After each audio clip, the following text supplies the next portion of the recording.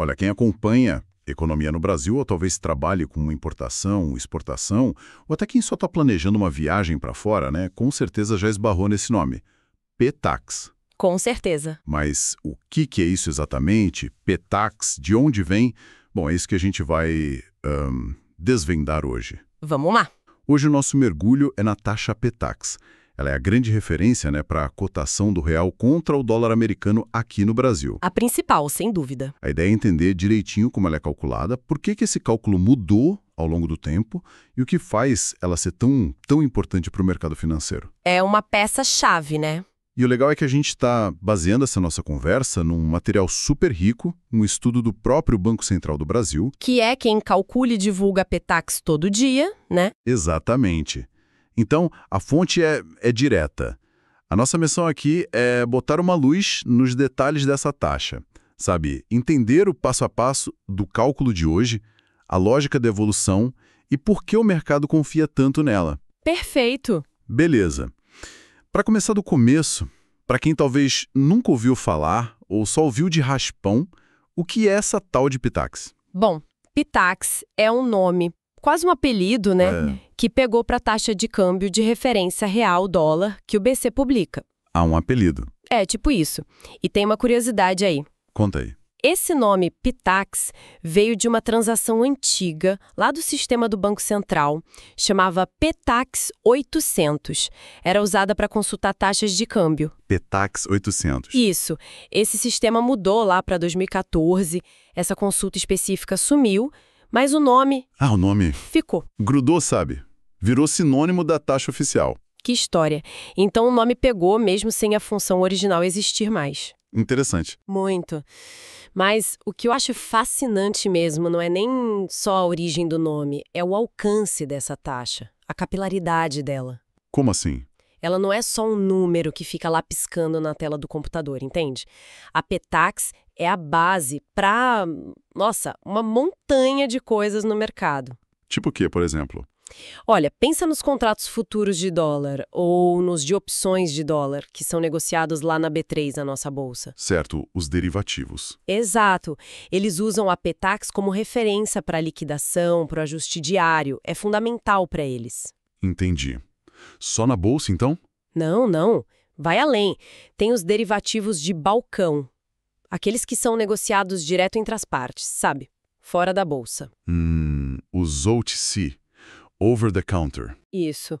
Tanto aqui no Brasil quanto lá fora, muitos usam a P-Tax. E mais, empresas que precisam de fato comprar ou vender dólar para pagar uma importação, receber uma exportação, muitas usam a P-Tax como base para suas operações financeiras. Puxa, bastante coisa mesmo. E tem mais, a importância dela cruza a fronteira. Bolsas internacionais gigantes como a CME, lá de Chicago, A Chicago Mercantile Exchange. essa mesma. Eles têm contratos que envolvem o real brasileiro e adivinha qual taxa eles usam como referência? A P-Tax. A P-Tax. E claro, né, para o público geral, para a imprensa, para quem pesquisa, para nós analistas, quando se fala a cotação do dólar hoje, quase sempre a referência implícita é a P-Tax de venda. É a referência padrão, então. A referência padrão. Ah, e um detalhe importante que vale mencionar. Qual? O cálculo que o Banco Central faz mesmo, o que ele garante e publica diretamente, é o da P-Tax, ou seja, real-dólar. Só real-dólar. O cálculo direto, sim. Quando a gente vê notícias ou boletins falando da cotação do euro, da libra, do iene em relação ao real, essas são taxas derivadas. Derivadas. Como assim? O BC pega a P-Tax real-dólar e combina com a cotação dessas outras moedas contra o dólar lá fora. Essas cotações externas vêm de provedores de informação, tipo Reuters, Bloomberg. O BC não calcula diretamente o real-euro, por exemplo. Ele deriva. Ah, entendi. O foco do BC é o par real-dólar. Faz sentido. Exatamente. E você falou que o cálculo mudou, né? Aqui a coisa começa a ficar realmente interessante para mim. Como era antes e por que mudou? Sim, mudou bastante. Até julho de 2011, a metodologia era outra. Como funcionava essa metodologia antiga? Ela veio de quando? Ela começou lá em 1999 com o tal de Comunicado 6.815. E a lógica era olhar para as operações que já tinham acontecido. Operações, compra e venda de dólar mesmo? E isso entre os bancos. O sistema pegava essas operações que ocorriam no mercado interbancário e calculava uma média. Só que era uma média ponderada pelo volume de cada negócio. Quer dizer que uma operação grande tinha mais peso na média. Exatamente. Mas não era só isso. Tinha um filtro para tentar limpar a amostra. Um filtro, para tirar o quê? Para tirar operações com valores muito fora da curva, os tais outliers, sabe? O sistema podia descartar até 5% das operações mais estranhas, digamos assim. E como ele identificava essas operações estranhas? Usava uma ferramenta estatística, um teste chamado coeficiente de assimetria de Pearson. Basicamente, ajudava a ver se tinha dados muito esticados para um lado ou para o outro, e aí tirava uma parte deles. Nossa, parece complexo. E era, e com o tempo foram até refinando mais. Começaram a excluir manualmente outros tipos de operação que podiam distorcer a taxa. Que tipo de operação? Negócios entre bancos do mesmo grupo financeiro, por exemplo, ou operações que o mercado chama de passagem de linha ou giro financeiro, que são mais para ajustar a caixa do banco do que uma compra ou venda real para um cliente, sabe? Entendi. Operações que não refletiam o preço de verdade do mercado. Isso. Aí, depois de toda essa limpeza, pegavam a média final ajustada, tiravam um valorzinho fixo, 0,004, para achar a taxa de compra e somavam esse mesmo valorzinho para achar a taxa de venda. Uau! Uma engenharia e tanto. Mas se funcionava há mais de 10 anos, por que mudar em 2011? O que aconteceu? O que aconteceu foi, o Brasil e o mercado de câmbio brasileiro, ele mudou muito, cresceu demais. Cresceu como? Olha, a partir de meados dos anos 2000, ali por 2004, 2005 em diante, o Brasil se inseriu muito mais na economia global, né? O mercado financeiro aqui dentro também passou por várias mudanças estruturais. Mais investimento estrangeiro, mais comércio. Exato. E o resultado foi uma explosão no volume de negócios com dólar. O mercado ficou muito maior, muito mais rápido, mais complexo. E o método antigo não dava mais conta. Começou a ficar difícil. Aquele método, olhando para trás, para as operações já feitas, ele tinha uma certa defasagem e talvez não capturasse mais tão bem o preço justo do dólar naquele exato momento, de forma representativa e ágil nesse novo cenário. Precisava de algo mais instantâneo, mais robusto. Entendi a necessidade da mudança. E aí veio a solução atual, né? A Circular 3.506 de 2010. Que implementou a nova metodologia em julho de 2011. Exatamente. E a grande sacada, a virada de chave, foi essa. Qual? Parar de olhar para trás, para as operações fechadas e passar a olhar para o presente, para as intenções de negócio, ou seja, para as cotações de compra e venda que os principais bancos, os dealers de câmbio, estavam dispostos a fazer naquele momento. Então mudou de média de operações para média de cotações. Perfeito. Essa é a essência da mudança. E como funciona esse cálculo atual na prática? Você consegue detalhar para a gente? Claro, é um processo bem estruturado, com várias etapas. Vamos lá. Manda ver. Primeiro, o Banco Central consulta esses bancos selecionados, os dealers, 4 vezes por dia. 4 vezes? Em que horários? É aí que está um dos pulos do gato. Não são horários fixos. O BC define 4 janelas de 10 minutos, geralmente na parte da manhã e começo da tarde, que é quando o mercado está mais líquido, com mais negócio. Tipo 10 às 10h10, 11 às 11h10, 12 às 12h10 e 13 às 13h10. Janelas de 10 minutos. O minuto exato em que a consulta vai abrir. Sorteia. Aleatório. Por quê? Para evitar manipulação. Se fosse um horário cravado, tipo sempre às 10h05, alguém poderia tentar influenciar o preço só naquele instante. Sendo aleatório dentro da janela, fica muito mais difícil. É um ponto-chave para a segurança da taxa. Genial. Muito bom. Ok, então o sistema abre a consulta num minuto aleatório, e aí? Aí, terceiro passo. A partir do momento em que a janela abre, os dealers têm só 2 minutos, é bem rápido, para enviar para o BC as suas cotações. Que cotações? Um preço de compra e um preço de venda de dólar, que devem refletir o que eles estão vendo e praticando no mercado interbancário naquele exato momento da abertura da janela. 2 minutos para responder. Rápido mesmo. E o BC recebe isso de todos os dealers? Recebe de quem está participando naquele dia.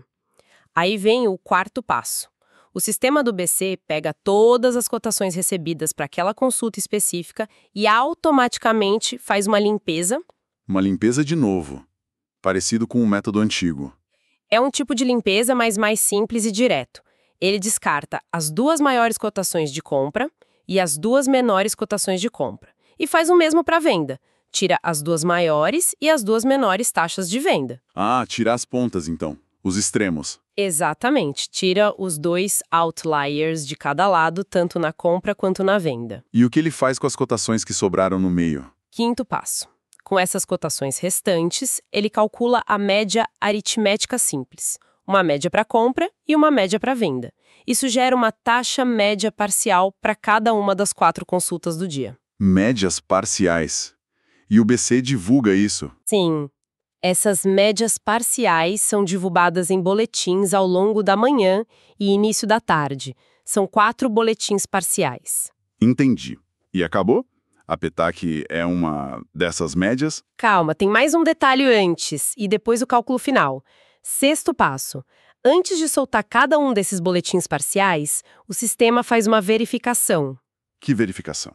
Ele checa se a média que ele calculou ali com as cotações dos dealers está, digamos, alinhada, razoavelmente próxima das taxas que estavam realmente sendo negociadas no mercado interbancário naquele momento. É tipo um teste de sanidade, para ver se as cotações informadas fazem sentido com a realidade. Ah, uma checagem com o mercado real. Importante. Muito importante. E aí sim, vem o 7º e último passo, a PETAX oficial do dia. Aquela que vai valer para tudo. E como ela é calculada? É bem simples. É a média aritmética simples daquelas 4 médias parciais de compra e de venda que foram calculadas e verificadas ao longo das consultas do dia. Então pega as 4 médias de compra, tira a média delas. Pega as 4 de venda, tira a média delas. É isso? Exatamente isso. Essa média final das 4 médias parciais é a PETAX do dia, que sai num 5º e último boletim. Ufa. É um processo com várias etapas, mas parece bem lógico e automatizado. É sim. E toda essa comunicação, o envio das cotações pelos dealers, a recepção pelo BC, tudo roda num sistema eletrônico seguro.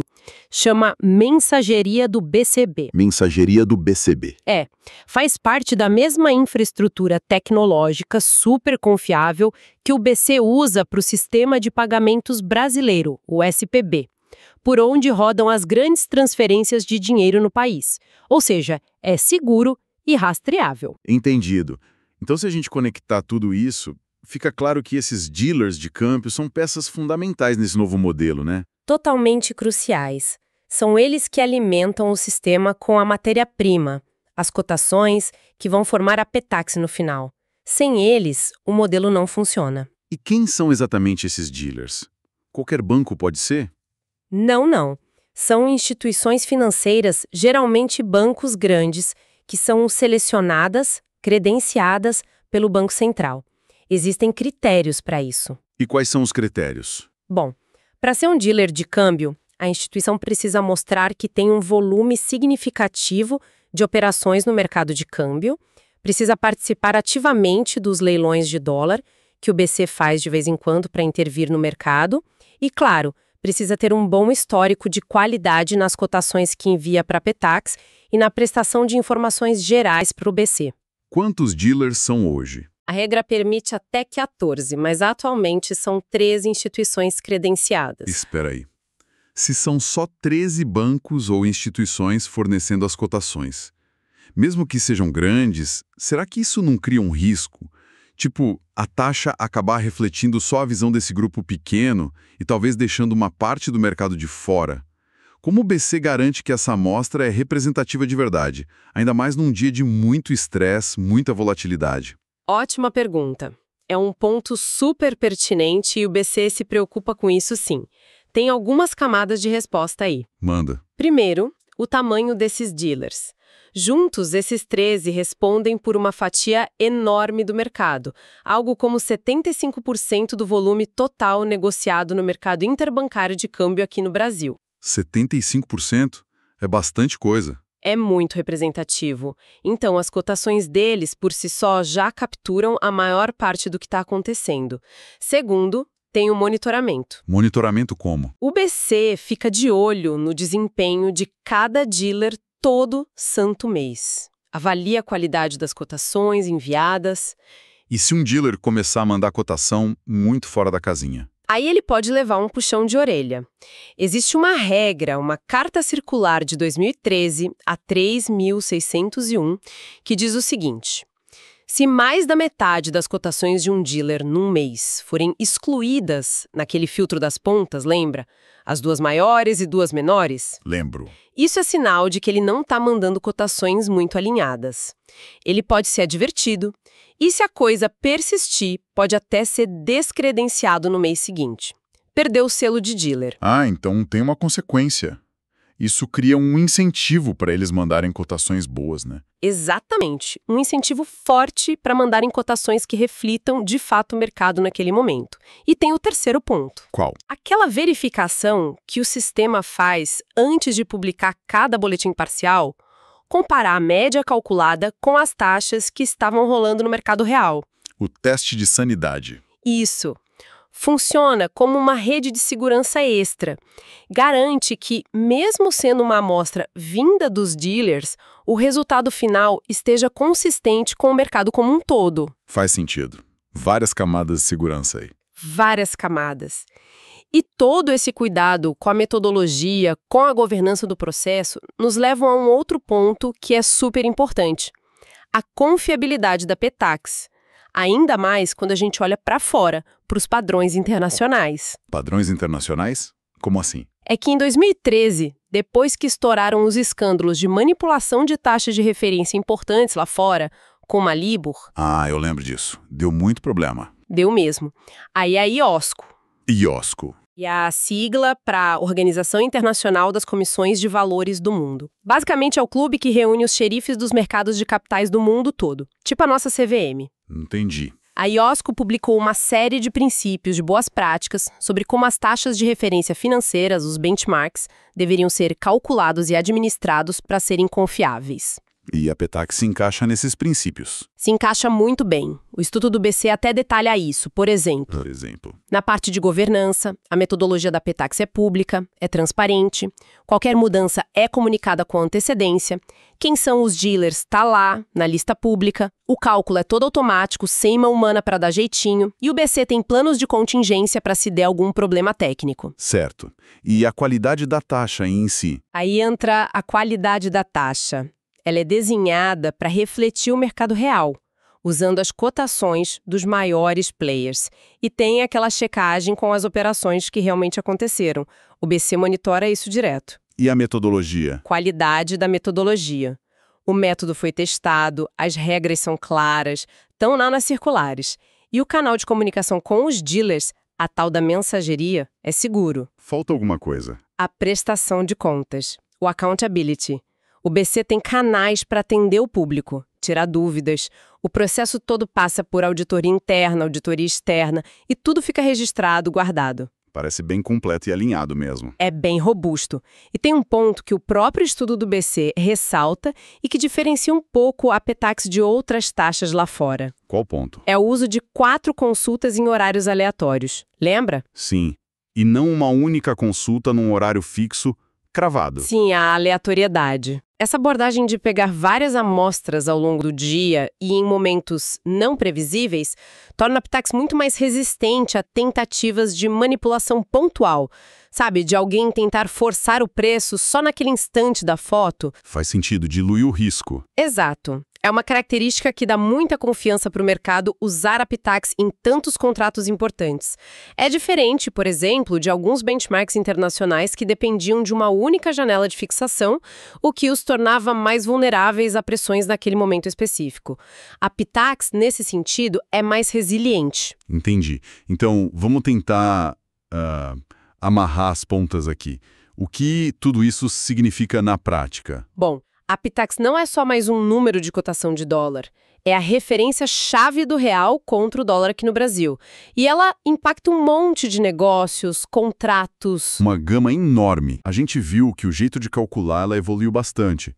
Saiu de uma média de operações que já tinham acontecido Que era mais complexa e talvez um pouco defasada. e foi para uma média mais ágil, mais dinâmica, baseada nas cotações que os grandes bancos, os dealers, estão dispostos a fazer.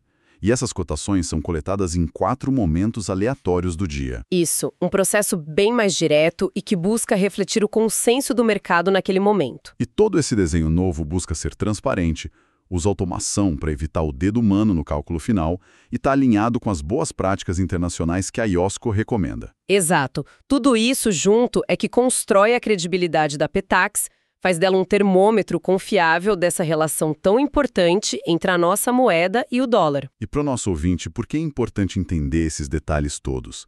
Porque se importar com o coeficiente de Pearson ou janela aleatória? Veste os custos de quem importa ou exporta. E até o planejamento daquela viagem de férias. Com certeza. A Petax, seja direto ou indiretamente, mexe com o bolso e com a estratégia de muita gente e de muitas empresas no Brasil. Conhecer o básico de como ela funciona dá mais clareza sobre o que está acontecendo na economia. Perfeito, ficou bem claro. Mas sabe que isso tudo me deixa com uma pulga atrás da orelha? Uma reflexão final, talvez. Qual seria? Essa metodologia atual, com os dealers, a aleatoriedade, as verificações, ela parece muito sólida para o dia a dia, para as condições normais de mercado. E tem se provado assim. Mas e se a gente pensar em cenários muito, muito extremos? Extremos como? Sei lá, uma crise financeira global muito pior que as que a gente já viu, uma volatilidade no câmbio completamente fora de qualquer padrão histórico, ou até uma disrupção tecnológica que, de repente, afete o fluxo normal de informações entre os bancos e o BC. Cenários de caos mesmo. Cenários bem fora da curva. Nesses momentos, será que as salvaguardas atuais seriam suficientes? Quais seriam os planos B, os mecanismos de contingência de segunda camada, para garantir que a Petax ainda consiga ser um reflexo minimamente fiel da realidade econômica, mesmo quando as referências que a gente usa normalmente, as cotações dos dealers, as operações no mercado fiquem temporariamente turvas, confusas, pouco confiáveis? Boa pergunta. Fica a reflexão, né? Sobre a resiliência final do sistema diante do totalmente inesperado. Como garantir a referência quando as próprias referências falham? Excelente ponto para a gente pensar. Mostra que mesmo um sistema robusto como o da Petax sempre pode ter desafios em situações extremas. Muito bom.